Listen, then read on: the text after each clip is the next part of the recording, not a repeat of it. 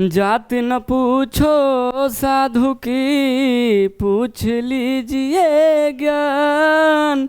मोल करो तलवार की, परा रहन दो म्यान।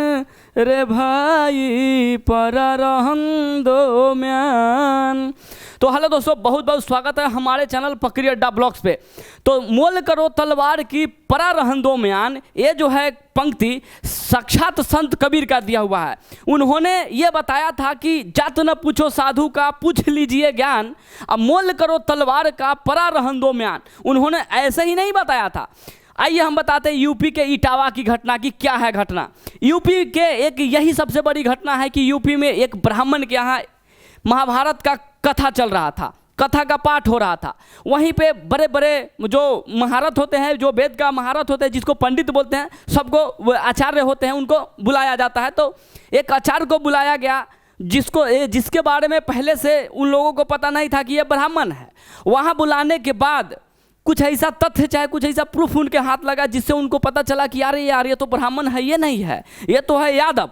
जैसे ही पता चला कि ये यादव है, उनके साथ बहुत घोर अपराध किया गया। उनका जो है सर का बाल छील दिया गया और मतलब नाक रगड़वाया गया, किसी और के पैरों पर नाक रगड़ गाया गया। उसके बाद क्या किया गया कि ब्राह्मण का मूत्र उसके देह पे छिड़का गया और ये बताया गया कि तुम ब्राह्मण नहीं हो, तुम पूजा पाठ नहीं करा सकते हो। ये सब भारत देश में हो रहा है।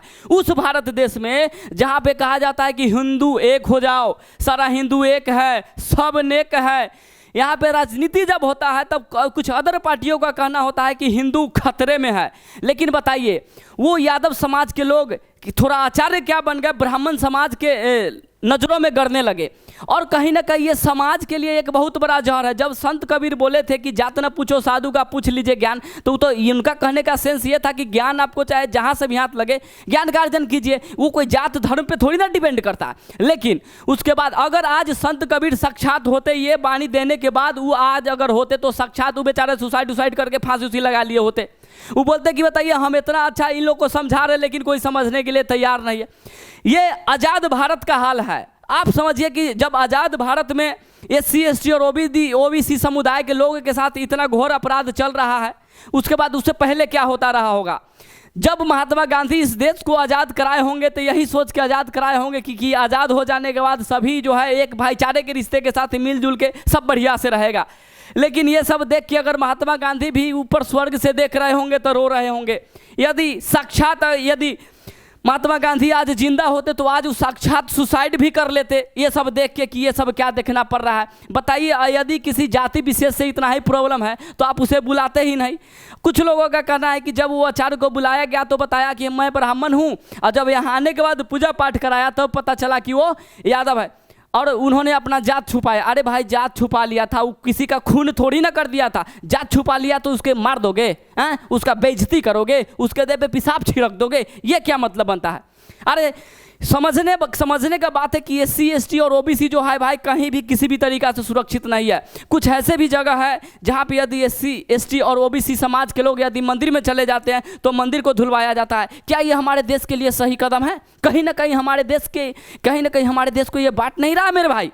हमारे देश के लिए एक बहुत बड़ा जहर है जो नहीं होना चाहिए। लोगों को समझना चाहिए कि यदि हम एकता के साथ रहेंगे तभी देश के लिए कुछ बड़ा होगा और देश के लिए बड़े बड़े इंडस्ट्री खड़ा होगा। लेकिन ये क्या चल रहा है? ये तो कहीं ना कहीं गलत है ना। और बताइए, ये सब इतना बड़ा कांड होने के बावजूद भी कुछ लोग मुंह पे टेप लगा के बैठे हुए हैं। अरे भाई, आप लोग को बोलना चाहिए कि ये सब गलत है, इसके लिए आवाज़ उठाना चाहिए। कहीं ना कहीं मुख्य रूप से SC ST और OBC समाज को इस बात के लिए हमेशा मतलब एक होना चाहिए, एकजुटता का जो है एकजुट होकर प्रदर्शन करना चाहिए कि ये सब क्यों किया गया, कहीं ना कहीं गलत है और जो किया है उसे कानून के तरफ से जो है सख्त से सख्त सजा देना चाहिए। चलिए, हम इतना ही कहेंगे कि ये सब जो है समाज को बांटने का काम कर रहा है, छाटने का काम कर रहा है और समाज को अलग करने का काम रहा है। यूपी के पूर्व मुख्यमंत्री अखिलेश यादव जी इन्हीं समाज को बुलाकर और इन्हीं लोगों को बुलाकर उन्होंने जो है भजन कीर्तन करवाया। उन्होंने अपना जो है अपने साथ बगल में बैठाया, तो वो भी एक नेता है जो बगल में बैठाया। और ये ब्राह्मण समाज के लोग, हालांकि सब समाज ऐसे नहीं होते हैं लेकिन कुछ लोग ऐसे होते हैं और कुछ लोगों के वजह से ही बदनामियाँ होती है हमारे देश की। नहीं तो बताइए, अगर हम लोग बेहतर तरीका से रहेंगे तो एक बेहतर समाज का कल्पना कर पाएंगे, और एक बेहतर देश तभी बनेगा जब एक बेहतर समाज बनेगा। नहीं तो एक बेहतर देश का कल्पना हम नहीं कर सकते। कहीं ना कहीं ये सब समाज के लिए गलत है, ये सब नहीं होना चाहिए, इसके लिए घोर निंदा करनी चाहिए समाज को। और कहीं ना कहीं जो हुआ है इस सब चीज़ में सुधार होना चाहिए, और SC ST और OBC समाज को इस पर जो है समझना चाहिए कि भाई देखो क्या हो रहा है तुम्हारे साथ, हम लोगों के साथ। ठीक है, okay, thank you, love you.